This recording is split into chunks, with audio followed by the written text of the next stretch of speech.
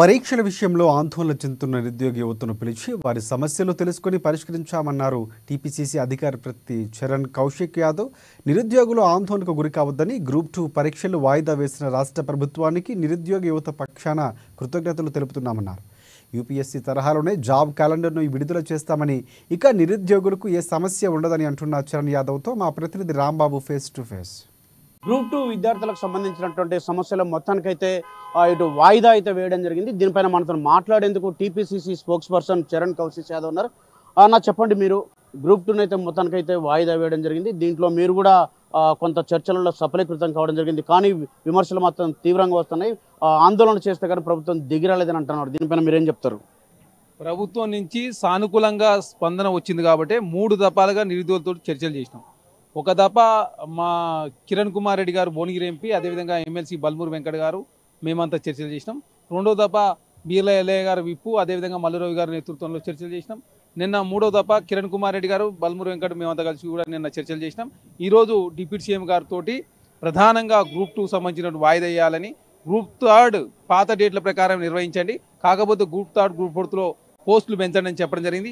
అదే కాకుండా group 1 first ఫలితాలు ఇచ్చి తర్వాత గ్రూప్ 2 ఫలితాలు ఇవ్వండి, తర్వాత గ్రూప్ 3 ఫలితాలు ఇచ్చినట్లయితే బ్యాక్లాగ్ పోస్టు అనేది లేకుండా ఉంటుంది, దాంతో నిరుద్యోగులకు న్యాయం జరుగుతుంది.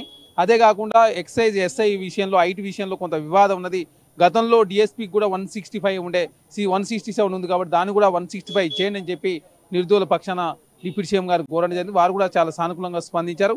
అదే కాకుండా తెలంగాణ రాష్ట్రంలో ఎవరు కూడా నిరుద్యోగులు అధైర్యపడాల్సిన అవసరం లేదు. కాంగ్రెస్ ప్రభుత్వం అంటే నిరుద్యోగుల పక్షాన ఉండే ప్రభుత్వం కాబట్టి మీరు తెచ్చుకున్న ప్రభుత్వంలో మీకు అన్యాయం చేయమని చెప్పేసి డిప్యూటీ సీఎం గారు, ముఖ్యమంత్రి గారు చాలా సానుకూలంగా స్పందించి ఖచ్చితంగా గ్రూప్ 2 వాయిదా వేసే విధంగా ప్రయత్నిస్తానని చెప్పేసి ఆల్రెడీ టీఎస్పీఎస్సీ చైర్మన్ గారితో, మహేందర్ రెడ్డి గారితో కూడా మాట్లాడారు.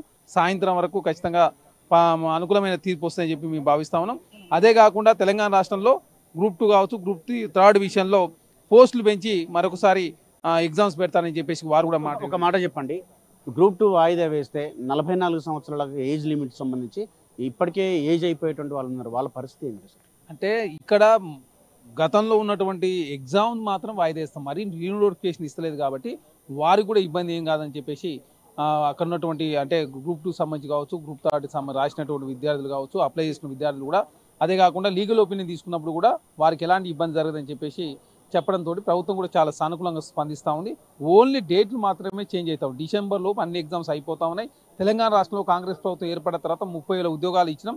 ఇంకా 30,000 ఉద్యోగాలకు సంబంధించి అన్ని కూడా ఎగ్జామ్స్ వచ్చి రిజల్ట్ దశలు ఉన్నాయి కాబట్టి తెలంగాణ రాష్ట్రంలో కాంగ్రెస్ ప్రభుత్వం 2 లక్షల ఉద్యోగాలు ఇవ్వడానికి మేము ఇచ్చిన మాట ప్రకారం కట్టుబడినాం అని చెప్పేసి డిప్యూటీ సీఎం గారు చాలా సానుకూలంగా స్పందించారు. ఖచ్చితంగా భవిష్యత్తులో ఏమైనా ఇబ్బంది అయితే కూడా మీరంతా వచ్చి మాకు ఎప్పుడు సంప్రదించని చెప్పేసి డిప్యూటీ సీఎం గారు చెప్పడం జరిగింది. ప్రధానంగా ముఖ్యమంత్రి గారికి, డిప్యూటీ సీఎం గారికి, నిరుద్యోగుల పక్షాన మేము ప్రత్యేక ధన్యవాదాలు తెలియజేస్తాం. విద్యార్థుల ఉద్యమానికి కాంగ్రెస్ ప్రభుత్వం భయపడదనుకోవచ్చా? విద్యార్థుల పక్షాన విద్యార్థుల యొక్క ఉద్యమాన్ని BRS party, Bharatiya Janata party రాజకీయం చేసే ప్రయత్నం చేసినప్పుడు కాంగ్రెస్ ప్రభుత్వంగా మేము చర్చలు చేయడానికి సిద్ధంగా ఉన్నామని చెప్పడం తోటి నిరుద్యోగులంతా కూడా చర్చలకు రావడం జరిగింది. చర్చలకు వచ్చినప్పుడు చర్చల ద్వారా మాత్రమే సానుకూలమైన ఫలితాలు ఉంటాయని చెప్పేసి మొదటి నుంచి కాంగ్రెస్ పార్టీ చెప్తా ఉంది. వారు చర్చలకు వచ్చినప్పుడు కాంగ్రెస్ పార్టీ నుంచి కూడా నిరుద్యోగులు మేలు చేసే దానిలో భాగంగా ముందుకు పోయే క్రమంలో చర్చలు ఈరోజు ఫలప్రదమైనవి కాబట్టి BRS party, Bharatiya Janata party రాజకీయం చేసి నిరుద్యోగులను కాంగ్రెస్ పార్టీ మీద వ్యతిరేకంగా చేసే ప్రయత్నం వారు చేసినా కూడా ఈరోజు డిప్యూటీ సీఎం గారు, ముఖ్యమంత్రి గారు సానుకూలంగా స్పందించి గత వారం రోజుల చర్చలు చేయడంతో ఈ చర్చల ద్వారానే మొత్తం ఖచ్చితంగా మంచి రిజల్ట్ వస్తుందని చెప్పేసి దీనికి ఇదే నిదర్శనం అని చెప్పేసి నిరుద్యోగులంతా కూడా హర్షం వ్యక్తం చేయలేదు. ఫైనల్గా జాబ్ క్యాలెండర్ గురించి చెప్పండి, ఎప్పుడు ఉంటుంది? జాబ్ క్యాలెండర్ ఈ అసెంబ్లీ సమావేశాలను పెట్టి జాబ్ క్యాలెండర్ ప్రకటిస్తామని చెప్పేసి ఆల్రెడీ ప్రభుత్వం ప్రకటించింది. దాని దిశగానే అడుగులు పడతా ఉన్నాయని చెప్పేసి ఈరోజు డిప్యూటీ సీఎం గారు కూడా చెప్పడం జరిగింది. ఎందుకంటే యూపీఎస్సీ తరహాలో జాబ్ క్యాలెండర్ ప్రకటించాలంటే ఖచ్చితంగా కేంద్రంలో ఉన్న ఎగ్జామ్స్ కావచ్చు, రాష్ట్రంలో ఉన్న ఎగ్జామ్స్ ఇవన్నీ కూడా ఒకేసారి వచ్చినట్లు ఇబ్బందులు ఉంటాయి కాబట్టి ఆ దిశగా అడుగులు వేస్తూ ఉన్నారు. ఖచ్చితంగా జాబ్ క్యాలెండర్ ప్రకటించి భవిష్యత్తులో ఒక్క ఉద్యోగం వచ్చినా కూడా ఆ డేట్కే ఉద్యోగం ఇస్తాం, చెప్పిన డేట్ ప్రకారం రిజల్ట్ ఇస్తామని చెప్పేసి డిప్యూటీ సీఎం గారు, ముఖ్యమంత్రి గారు ఈరోజు చాలా సుదీర్ఘకాలం పాటు 2 గంటల పాటు వారిద్దరు మాట్లాడుకొని వచ్చిన తర్వాత నిరుద్యోగులతో ప్రత్యేకంగా భేటీ అయ్యి వారి సమస్యల పరిష్కారం కోసం డిప్యూటీ సీఎం గారు ప్రధానంగా టీఎస్పీఎస్సీ చైర్మన్ గారితో మాట్లాడి నిరుద్యోగులందరితో మాట్లాడి ప్రత్యేకంగా చొరవ తీసుకోవడంతో నిరుద్యోగులంతా కూడా చాలా సంతోషం వ్యక్తం చేశారు. రాజకీయ పార్టీలు దీన్ని రాజకీయం చేద్దామని చూస్తే కాంగ్రెస్ పార్టీగా దీన్ని ప్రభుత్వంగా దీన్ని విద్యార్థులకు న్యాయం చేసే దిశగా చర్చలకు పిలిచాం. చర్చల ఫలితమే ఈ గ్రూప్ 2ను వాయిదా వేస్తాం. ఎక్కడ కూడా ఎవరికి విద్యార్థులకు అన్యాయం జరగని నేతలు చెప్తున్నారు. కెమెరా వంశీతో రాంబాబు, ANN, హైదరాబాద్.